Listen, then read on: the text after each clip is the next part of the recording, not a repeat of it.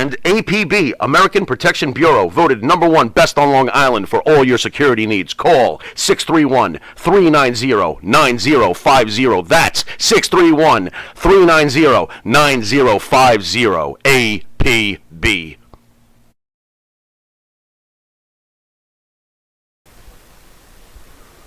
M&J Video Games and Collectibles. Sport and non-sport cards, wrestling items, autographed items. We buy, sell, and trade.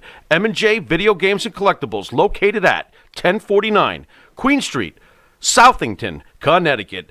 Call us at 1-860-479-9223 or 860-93-GAMES. M&J Video Games and Collectibles. Jimmy, you there? Yeah, I'm here, brother. I wanted to ask you about, you said you were, spiritual and stuff. Is it just, they say there's no coincidences with God. It's been said, I've heard it many times in church and with people who have spiritual belief. Is it luck or fate that puts you and Pitbull in the same neighborhood when you guys are kids? And can you tell us a little bit about your friendship with Pitbull over the years and stuff? Yeah, absolutely, man. You know what? I guess I don't believe in luck. I want to say it's faith, man, and things happen for a reason, and life works the way it does, for some odd reason that we'll never understand. But I met him when I was 11 years old. We're in 7th grade. We've been best friends ever since. We're still to this day. He's given me amazing opportunities. He's a huge motivation and inspiration in my life. I still bounce ideas off him, and we still, go back and forth and do things. And like I said, he's more family than anything. But yeah, I say it's again, not to get so religious and stuff, but I believe in God, man, and God puts you in certain situations for you never know until it's happening, and sometimes, like it's happened many times in my life, you ask yourself like, damn, why is this happening to me? Why am I going through this? And as time passes by, you look back and you're like, I end up being glad that it happened to me and that I went through it because it got me to the position I'm at today. Why combat sports, though, right? What makes you decide? Is it just by necessity? Obviously, you're a really good boxer, and you explain that, but why did you choose that career? I always liked boxing. I had back surgery back in 2009, and I had I fractured my patella like in 2008. So I just like using the hands. And I'm like, you know what? Let me get into boxing. I did very well in boxing, and in 2019, Bare Knuckle approached me with an offer. We're trying to negotiate, didn't come to terms, and then February of 2020, we came to an agreement, and I fought for them for the first time. And end of last year, I signed with a new promotion called BYB. Probably the best move I've ever done in my life, man. It's an amazing Bare Knuckle promotion. It's homegrown from Miami. They're going on their 27th show. And they just acquired BKB, which is the overseas over in England, the Bare Knuckle. They acquired them, so now we have a huge roster of fighters. It's an amazing company to work for, and the people behind the scenes make it. It's hard to find a good promotion to fight for when you're a fighter. You know what I mean? I'm sure it's the same way in wrestling. Promoters, they're known as sharks. But not these guys, man. I ran into a great company, and I hope to help this company grow.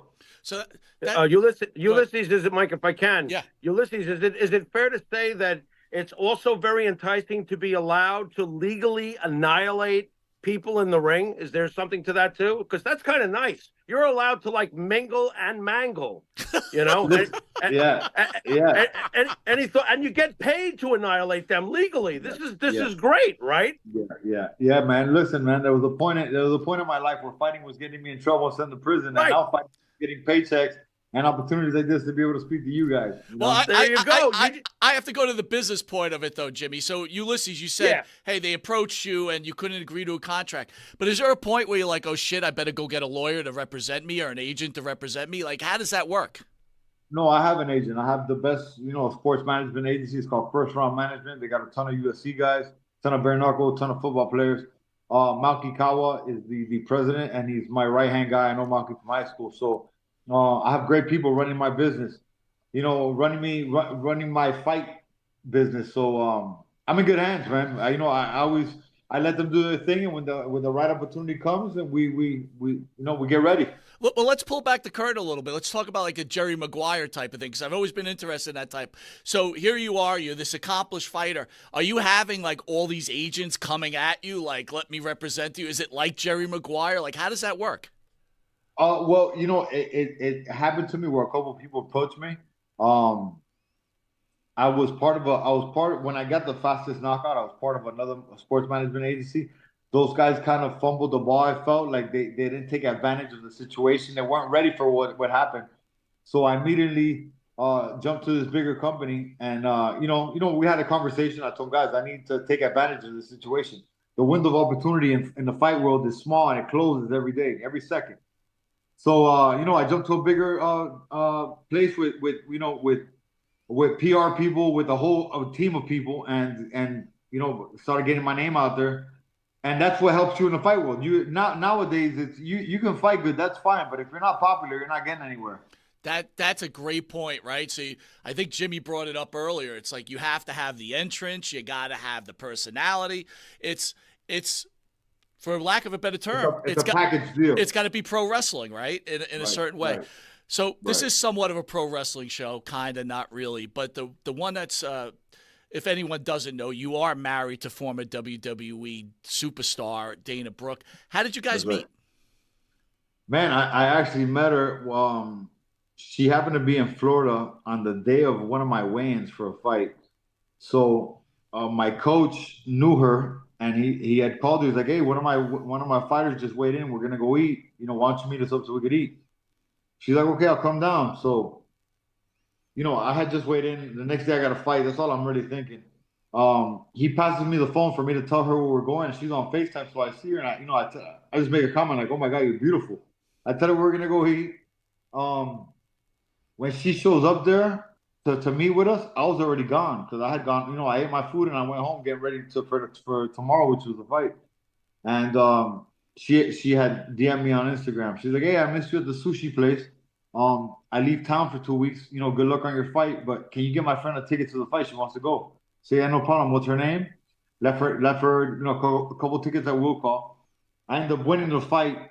In like less than a minute, I got like a knockout of the year that night in on Titan FC. And she hit me back to congratulate me, and then we started our relationship over the phone for 2 weeks because she was on the road with WWE. Then when she came home, which I think it was a blessing in disguise to actually have get to talk to her for 2 weeks without really seeing her in person until we finally met. And man, I'll tell you, I hate to sound like a rom com, but it was love at first sight, man. Love at first sight. We've been together for 5 years. We got a great life together, and life is good. So